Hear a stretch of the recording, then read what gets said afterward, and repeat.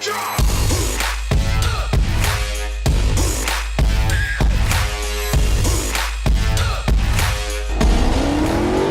les amis, j'espère que vous allez bien. Aujourd'hui, je voudrais parler d'un sujet qui me tient à cœur, c'est que je n'ai absolument aucune bonne idée. C'est un peu comme le réseau, voilà, je n'en ai pas, j'en ai jamais eu, et l'idée à 1 million, c'est jamais pour moi, c'est toujours pour les autres.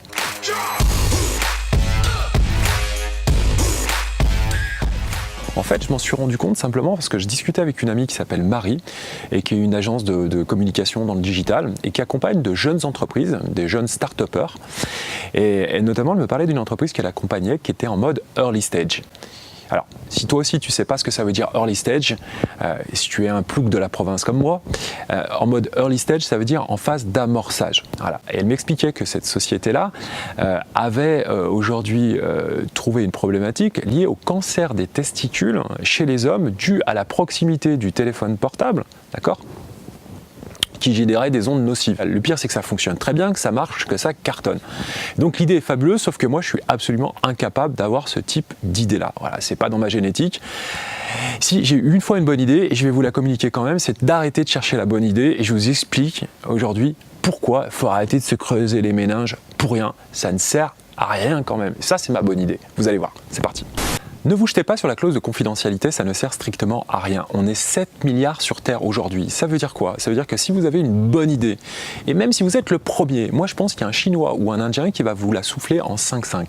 Je suis très sceptique quant au fait d'être, on va dire, le premier sur une idée et surtout que ça va servir à un maximum. Je pense surtout qu'une idée c'est très subjectif et que vous allez avoir votre interprétation de la chose en fonction de votre ressenti. Tel un peintre va dessiner cette fraise en fonction de ce qui s'appelle Picasso ou Dali, on aura une version différente des choses. L'idée, c'est exactement la même chose. Voilà. Il y a une subjectivité intrinsèque et je pense qu'une idée en elle-même, en soi, ne vaut rien. Donc arrêtez de faire de la rétention d'idées. Je pense que pour le coup, c'en est une mauvaise d'idée. Autre point super important et aussi important que l'idée, c'est le time to market ou le délai de mise sur le marché en bon français. Qu'est-ce que ça veut dire? Ça veut dire que plus il est court, et mieux ce sera. Pensez à Zara, vous savez, la chaîne de magasins là, qui fait des vêtements pour hommes et pour femmes qui cartonnent. En fait, leur force, c'est de réduire les délais entre deux collections.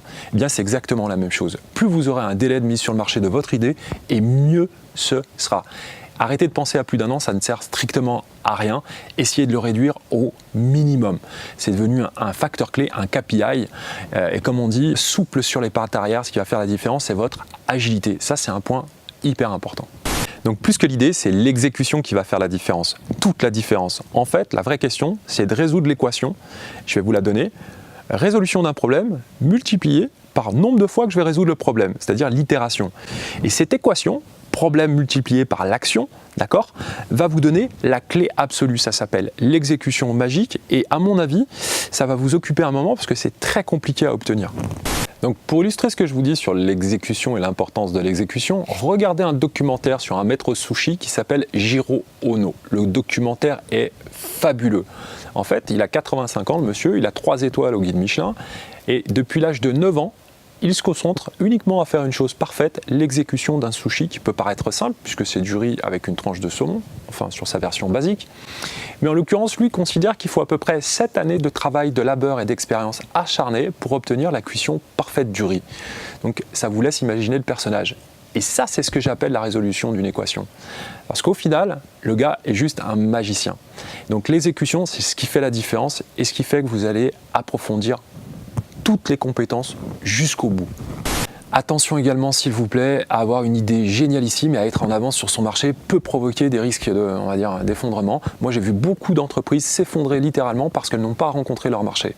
Travailler sur un marché mature peut avoir des tonnes d'avantages. Vous bénéficiez de réflexes, d'un conditionnement, de salariés qui connaissent déjà leur métier et ça, au final, ça génère un phénomène d'aspiration et ça génère des repères. Donc attention à ne pas être trop en avance également. L'idée, c'est bien, mais l'idée géniale peut être très très glissante. Donc s'il vous plaît, n'intellectualisez pas la bonne idée, ça ne sert strictement à rien. Une idée, ce n'est pas un petit enfant qu'on va cajoler, qu'on va protéger. On ne parle pas de la même chose. Au contraire, confrontez-la directement au terrain, essayez de voir si elle a du sens, d'accord ? Et concentrez-vous sur la seule chose qui compte, l'orchestration de l'idée, sa mise en œuvre. Le reste, c'est de la littérature. Donc à bientôt les amis, j'espère que ça vous a plu. Il y a plein de sujets que j'aimerais évoquer avec vous et on se retrouve très très vite.